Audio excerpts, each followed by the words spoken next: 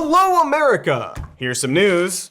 America, we love it. And here's some more news. Here in America, bigger is better. That extends to everything from the size of our hamburgers to the distance we have to drive to get those hamburgers. Because I don't want to walk anywhere unless I absolutely have to. Have you walked anywhere recently? It is terrible. The point is, America is incredibly spread out compared to almost every other nation in the world. And while we could have designed a robust train system to navigate that, we didn't. If you recall, we did an entire episode about how America was rather insidiously designed for car ownership, from sedan to shining sedan. Remember in Roger Rabbit how, spoilers, Judge Doom is secretly conspiring with the Weasels and also with RK Maroon to eliminate the city's public transit system, and spoilers, which all the blue-collar workers depend on, even this good-hearted mook, in favor of interstates dotted with endless hamburger signs. Bob Hoskins may have thwarted him in the movie with a steamroller and a hose full of Hulk piss, but here in reality, Judge Doom's plan came true. In America, which we love, you pretty much can't work or thrive or survive if you don't have a car. Cars won. Everything that happened in Roger Rabbit is just pure fantasy. It's an irresponsible film, irresponsibly sexy. More like Bob Hotskins, am I correct? Yes, I am Bob Hotskins. Anyway, cars are bad.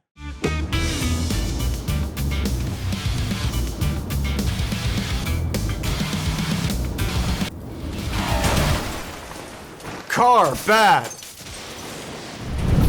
Maybe I'm being a little reductive there. Cars are fine. No one's ever died because of a car, after all. Impossible. But here in America, owning a car is way more of a nightmare than it needs to be, especially since car insurance rates have been, like everything else, steadily going up. There are, in fact, multiple predatory industries that exist simply because we don't have that choice. Because we super don't. According to the Census Bureau, the average commuting time in America in 2019 was about 27 minutes one way. You're gonna need an automobile for that kind of distance. I guess you could ride your bike if you want to enjoy the vast beauties of America's 4-lane arterial roadways while you try not to be sideswiped by a Dodge Ram. Or if you're part of the lucky 55% of Americans who actually have access to public transportation, you could do that instead. Of course, the average commute time for someone using public transportation was about 47 minutes, nearly twice as long as someone driving themselves to work.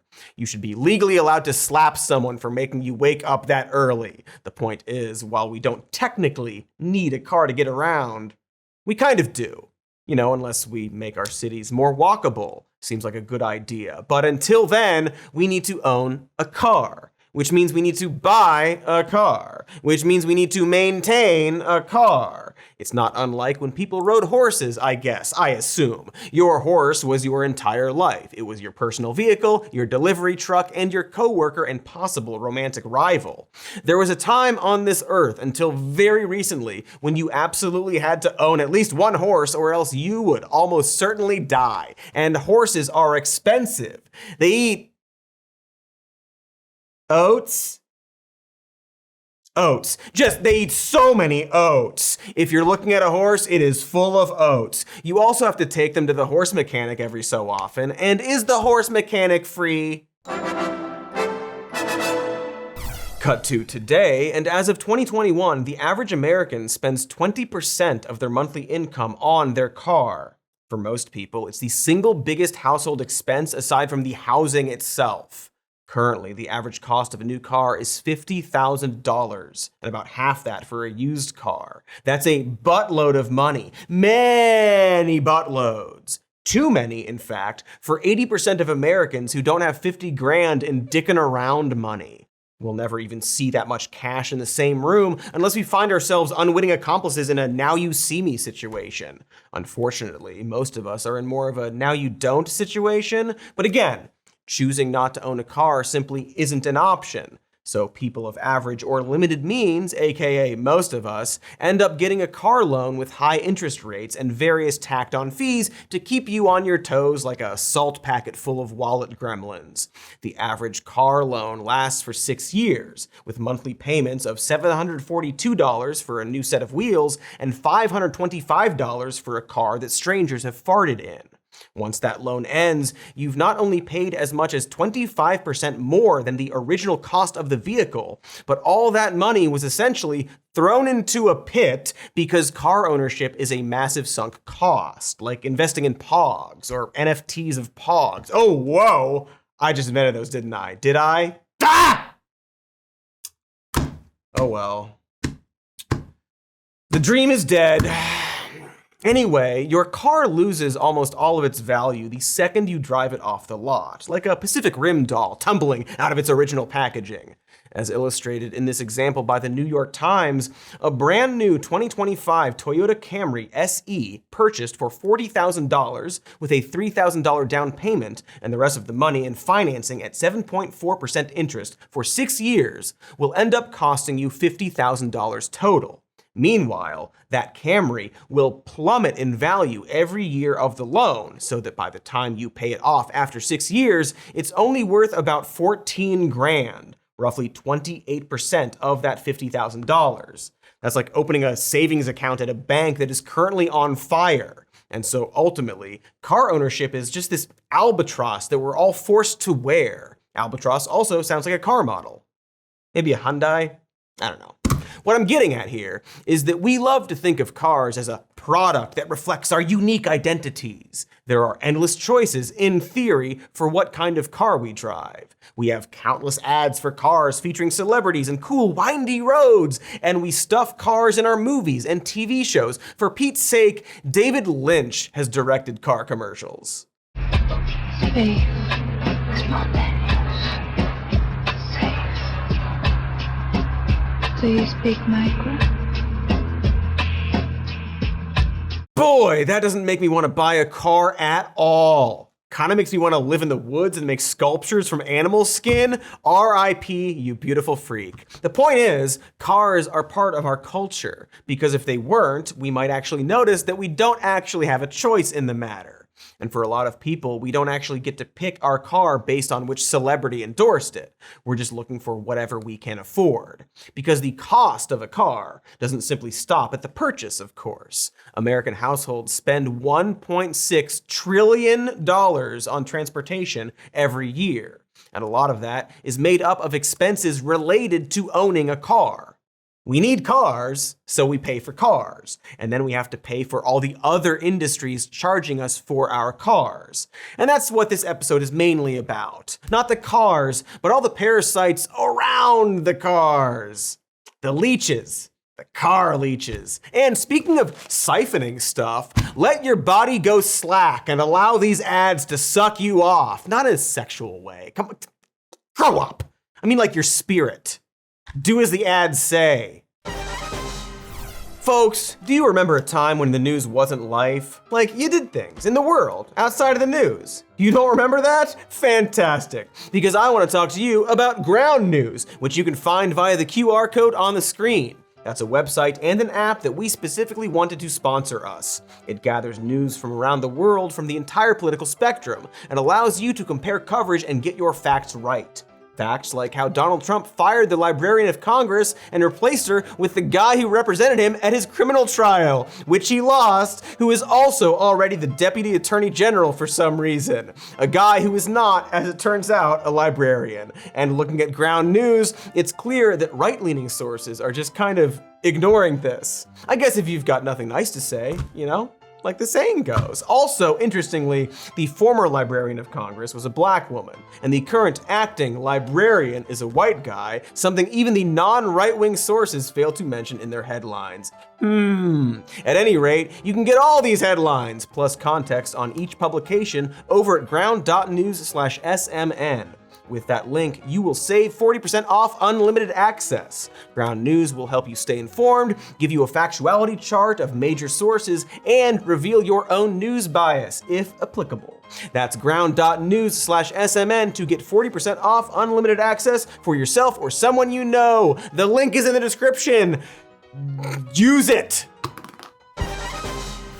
You know, I used to have such a hard time sleeping. At first, I thought it was this Tannis root my next door neighbor Minnie gave me, which I was wearing around my neck at all times. But turns out it was my mattress. And thankfully, I got a Lisa, which is a mattress. It has transformed my sleep from waking nightmare to sleeping right there.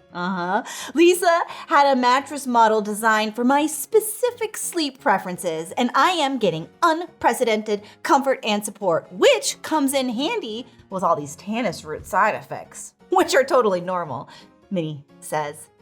My dog, Benny. You know Benny. You love Benny. Well, Benny loves my mattress too. I mean, we are reaching unprecedented levels of cuddling, people. Plus, there's free delivery, simple returns, and you get 100 nights to try out the mattress first in the comfort of your own home. So go to lisa.com to get 30% off mattresses plus a free sleep bundle. That's 2 free pillows and a microfiber sheet set. It's a Memorial Day sale! If that's what it's still called. I don't know, has the holiday name been changed yet? Who's to say? And if you use our promo code MORENEWS, you will get an extra $50 off. That is LEESA.com. Promo code MORENEWS for 30% off mattresses, the sleep bundle, and an extra $50 off. This is not a dream, my friends. This is really happening. Remember, no matter who you are, there's a Lisa just for you. Hey there! Welcome back from those ads. Unless you didn't have any ads, in which case, welcome back from nothing, you lucky ducks. We've been talking about how much owning a car just kinda sucks, but we all have to buy one anyway, because you can't walk up to the drive-thru unless you're drunk, and then you're just being very responsible. But we don't just have to buy a car, we also have to buy car insurance. And even though it's literally against the law for you to drive without insurance, only a few states offer government-sponsored car insurance programs, and even those are just for low-income families who qualify. The vast majority of people have to buy it from a private company.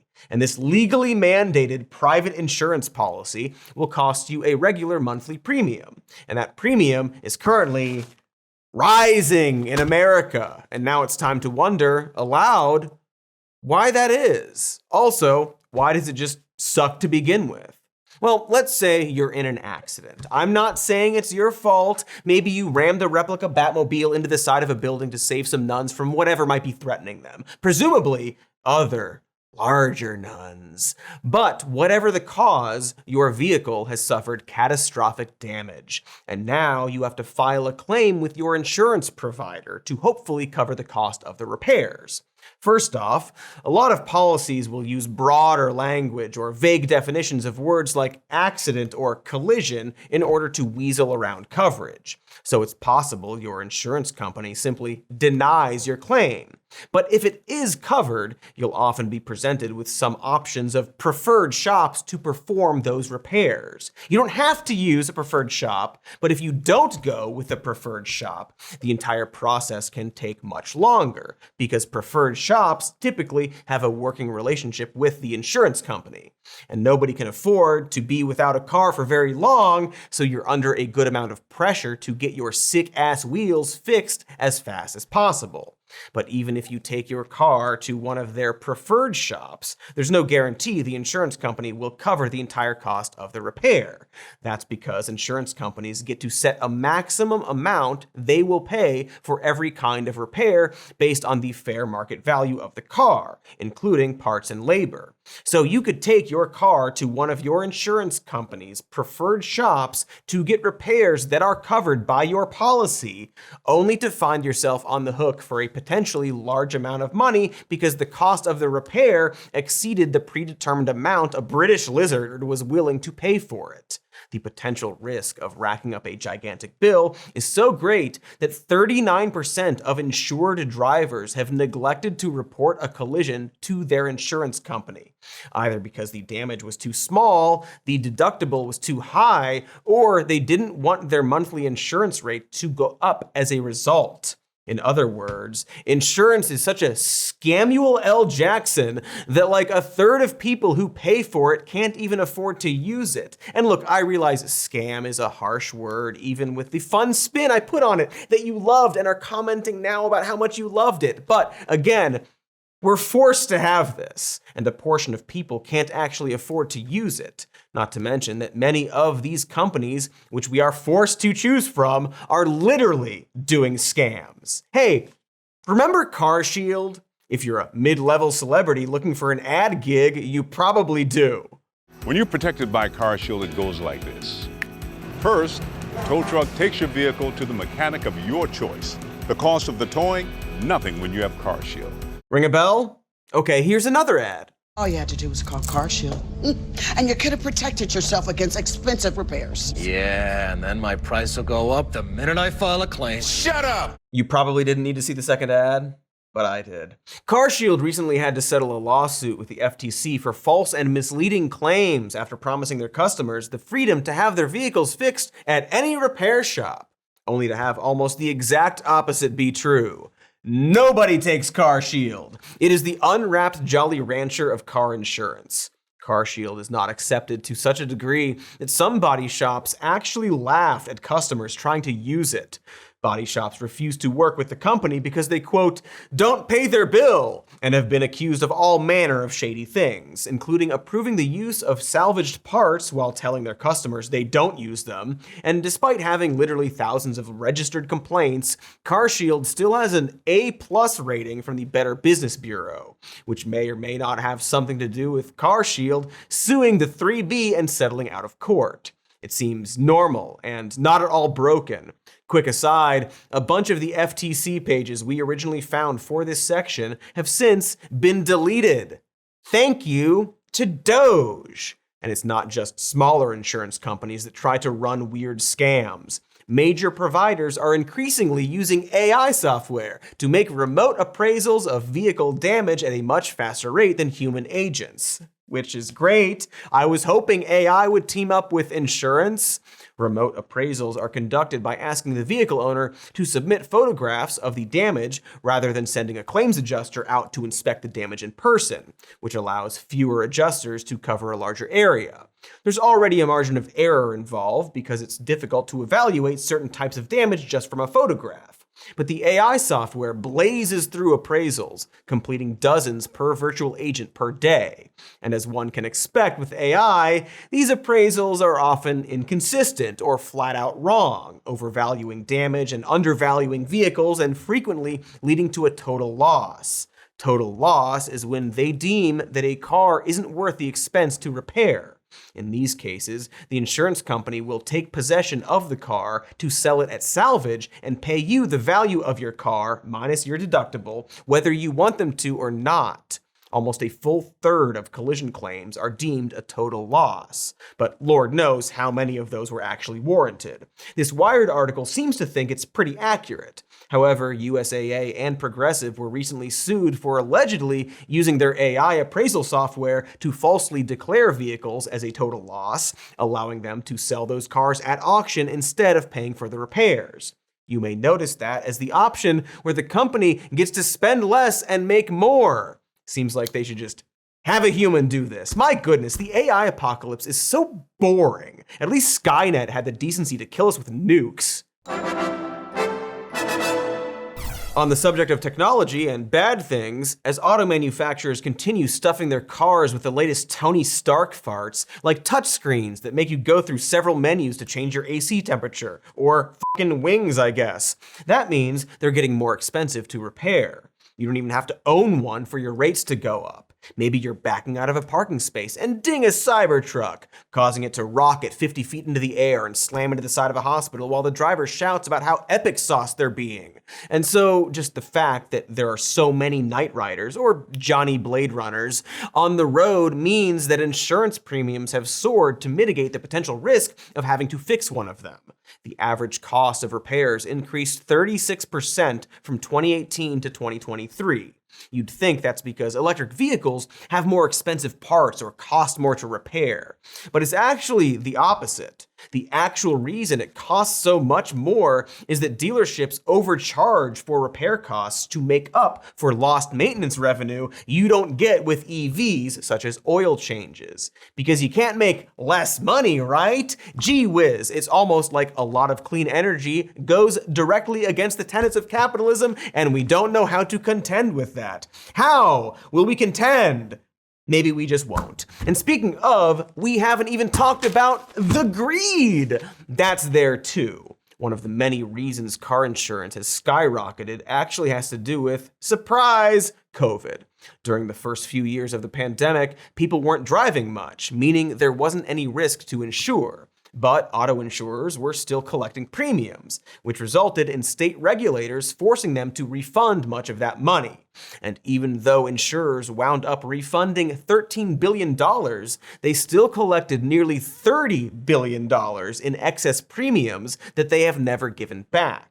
However, the good times would only last for so long because when all of those cooped up drivers eventually returned to the roads, auto insurers suddenly had to start paying claims again instead of just sitting on free money. Except there's a loophole, it seems, a little known tactic called just raise your prices.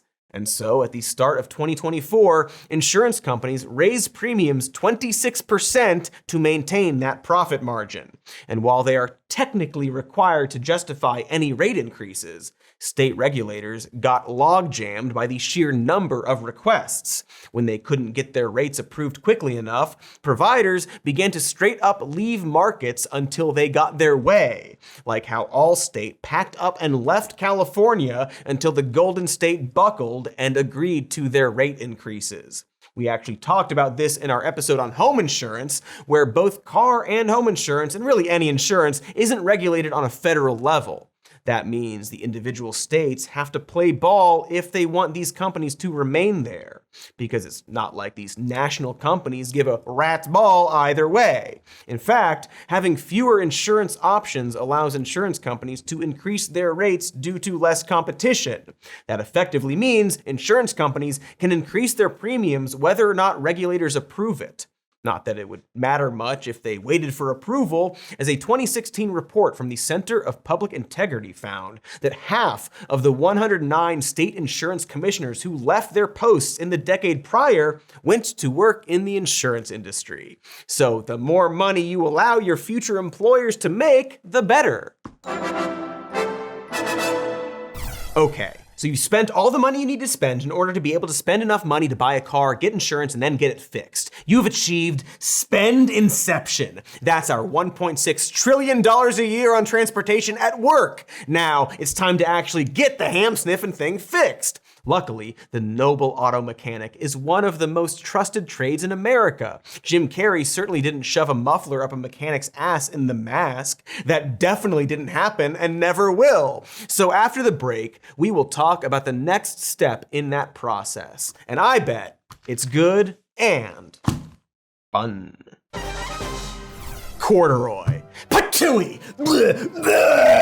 We hate it, right, fellas? It's always so business casual, blending into other people's pants at your nephew's bris, and so stiff and uncomfortable. What an odd texture. Oh my gosh, I'm done with corduroy. Thankfully, I found a jean, singular, that's comfortable and versatile, and stretches to accommodate if you have one too many bites of bris cake. So spongy, that cake. It's the perfect jean. They carry waist sizes from 26 to 50, lengths from 26 to 38. So they have fits perfect for anyone. No tailor required. And you know who else loves a good singular jean? Fathers. If they had some kind of holiday of their own, the perfect jean would also make the perfect gift. Oh well, there's definitely not a holiday like that coming up. It is bris season, folks. So listen up. It's finally time to stop crushing your balls, singular or plural, in uncomfortable jeans by going to theperfectjean.nyc. Our audience gets 15% off your first order plus free shipping, free returns, and free exchanges when you use code MORENEWS15 at checkout. That's 15% off for new customers at theperfectjean.nyc. NYC with promo code MORENEWS15. After you purchase, they'll ask you where you heard about them, so please support our show and tell them we sent you. Fuck your corduroy! And get the perfect jean. Hey, corduroy, get out of here! Katy in the house! My house in the mountains where I recently moved. Actually, I'm not there right now. I'm in studio, but I did recently move to the mountains, and in the mountains, we frequently have to manage our leaves to reduce wildfire risk and maintain the long-term health of the natural ecosystem. Also, some of the leaves are sentient now, and they're having a little Pixar adventure out there, so I need to keep an eye on them. And I do that with Simply Safe, which is setting a new standard in home security with Active Guard outdoor protection. Now I can relax knowing those animated leaves aren't trying to sneak into my home to rescue, I don't know, some branch friend of theirs or whatever that I definitely do not plan on using in my fireplace. Why would I do that? More than 4 million Americans use and trust Simply Safe, and they give you a 60-day satisfaction guarantee or your money back. And now you can get 50% off a new Simply Safe system with professional monitoring and your first month free at simplysafe.com/morenews. That's simplysafe.com/morenews. Keep up with those adorable leaves, but boy, don't watch them too closely. If you watch them too closely, you're definitely gonna cry during the third act. There's no way around it. Okay, you know what?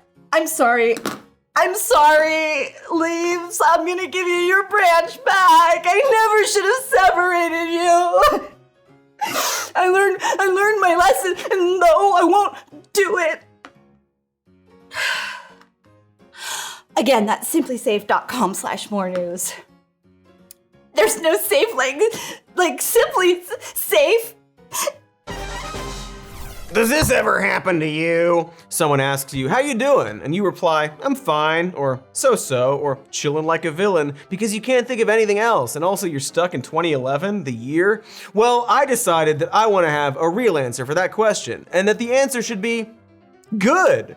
That's why I'm using Headspace and their professional guided meditations and mindfulness practices that allow me to push all this news sassafras out of my mind. Get out of here! And just exist for a few minutes, you know? And I literally mean a few minutes. Headspace has on-the-go programs that help me get in the right frame of mind wherever I am. If I'm here or there, I don't leave the desk, but wherever around the desk I am. I find it really helps me stay in the present at the desk. So I'm not reliving the launch of Snapchat or the beginning of Occupy Wall Street. Again, I am stuck in 2011, the year, and it's becoming a serious problem. Bacon sauce, epic news. All right, Headspace has thousands of hours of mindfulness exercises, so you never run out. And it just feels good to take some quiet time to yourself and have experienced meditation teachers helping you out. So feel good and mean it when you say it. For a limited time, get Headspace free for 60 days. Go to headspace.com/somemorenews. That's HEADSPACE. .com/somemorenews to unlock all of Headspace free for 60 days. Leave Estonia's adoption of the euro in 2011 where it belongs. Get out of here, Estonia's adoption of the euro. Headspace.com/somemorenews. You know, I hear Take Shelter is really good. Welcome back. If you're just joining us, that's weird. It's a weird place to start the video. Did you just click on a random spot because you're an adrenaline junkie, or were you aiming that click somewhere else and missed? Either way, I'm so glad you're here. We're talking about how much car insurance bones you. Specifically, how much money auto insurers are all but guaranteed to make by charging record high premiums and paying out almost nothing. And just to be as sinister as possible, these insurance companies are also making sure your car is fixed as shittily as possible. But they have help. And this is where your mechanic comes in. Shady body shops are one of the oldest cliches, for good reason. According to a survey by Consumer Affairs, 78% of Americans don't trust their mechanic. But to be fair and balanced, body shops are in a tough spot. They generally have razor-thin profit margins these days, and 85% of their business comes from insurance claims. Shops are under pressure from insurance companies to keep repair costs low in order to keep getting that business. So in some cases, shops will find a way to goose their profits while still charging insurance as little as possible. To that end, some auto shops will cut corners and use old salvaged parts to keep the actual cost of the repair low so they can pocket the additional cash, or nickel and dime customers for even more by tacking on unnecessary parts and labor that insurance won't cover. Meanwhile, the body shop and the insurance company get to point the finger at each other for the unexpectedly high cost, when in reality, the system is functioning as intended. Insurance companies get to set the maximum allowable cost of a given repair. Body shops will cut corners to keep costs low and maximize profits because they rely on business from insurance claims to stay open. And the swindling gets passed on to you in the form of sky-high premiums and out-of-pocket repair costs. It's like if Pay It Forward were a curse, which I guess it technically was for Haley Joel. And Kevin Spacey, I guess, but in a different way, very different way. And it's not like you can avoid these costs. As I keep pointing out, insurance is a racket, but we also need it. Kind of like an actual racket when you're about to play tennis. If we're all required to zoom around in metal battering rams covered in anime stickers, there needs to be a mechanism in place to shoulder the cost of inevitable catastrophe. And while that should be a public good, there's no should be a public good that America can't thing morph into a for-profit industry. So we're stuck paying for it, and pay for it we shall, because the final punctuation on all of this, the final piece of the scam, is that America actually caters to reckless driving.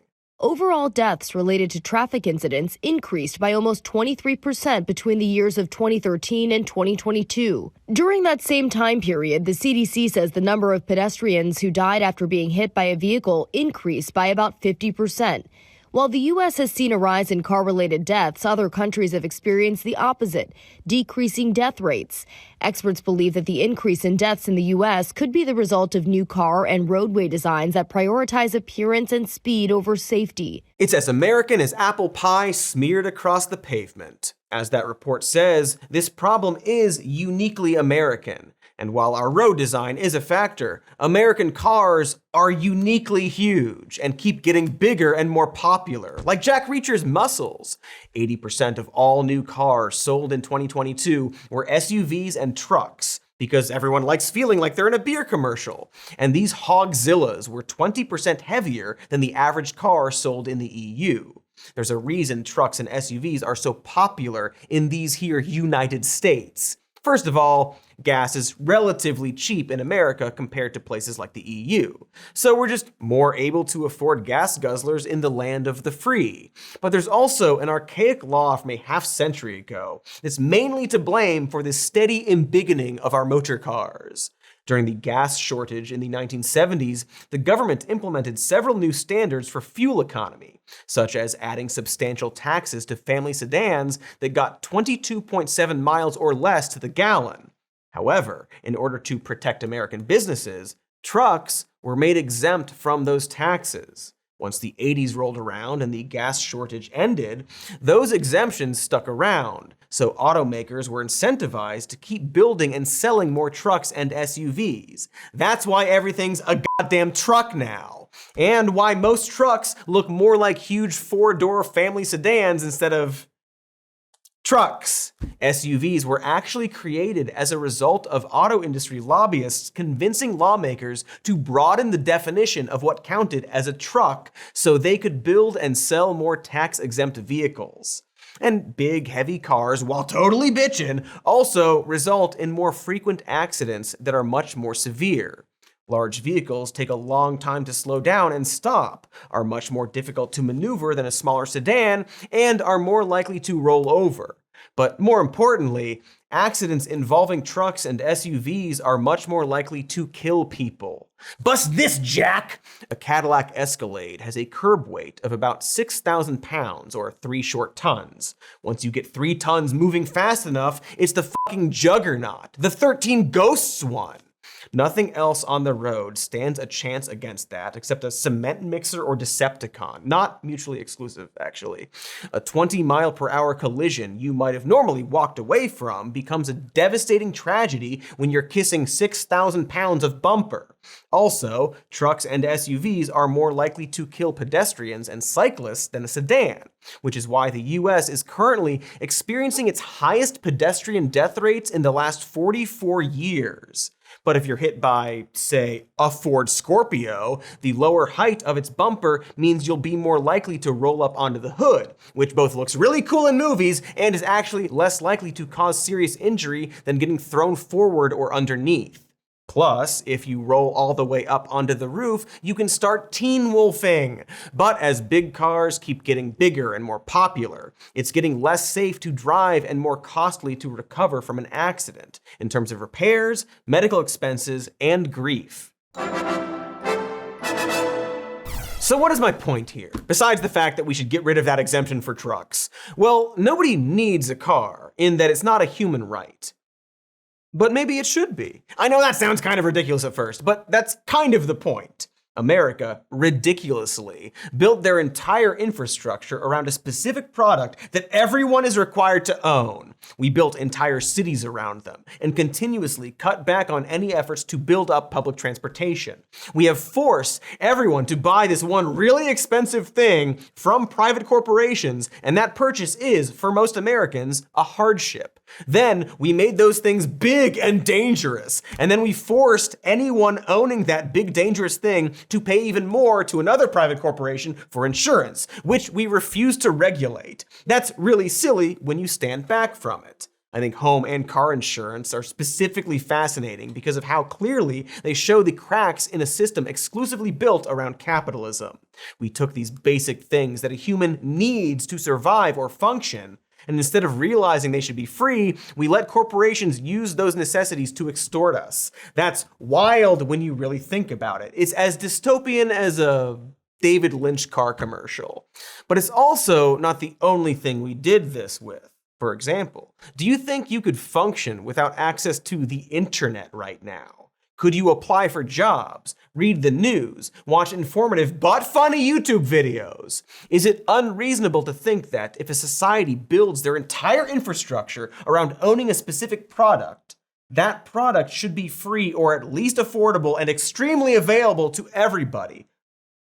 Or, hey, if this is all too silly and impossible to you, just fund robust public transportation and make cities walkable, which is actually the answer. If cars are a luxury we choose to have, then there needs to be an actual alternative for comparison. I'd honestly like that better. Let's actually build up our public transportation with cool new ideas, like flying buses, or a rocket elevator, talking taxi cabs. But they've all gotta be wiseacres, none of those stuffed shirt taxis, you know? That movie's so good, you guys. Let's watch that instead of the news.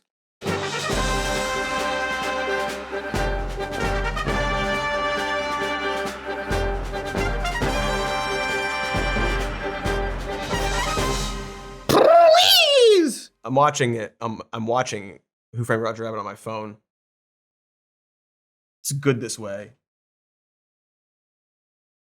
Hey everybody, thank you so much for watching. We've got nothing else to say about this other than like and subscribe. Like the video, subscribe to the YouTube channel. We've got all kinds of videos. We've got a podcast called Even More News. You can watch or listen or both on YouTube or where you listen to podcasts. We can let you know that we've got this show as a podcast where all you folks at home are listening to the podcasts. You go there to that place and you say, some more news, please, and then you listen to it. And we've got a patreon.com/some more news. And we have also got a merch store with stuff on other stuff. You like wearing stuff? We got stuff on that. You like sipping from stuff? We got stuff on that stuff. You like writing things? We got stuff on the thing you write with, on the thing you're writing on. Do you like long episodes? Because sorry, we're fresh out. We'll be back next time. See ya.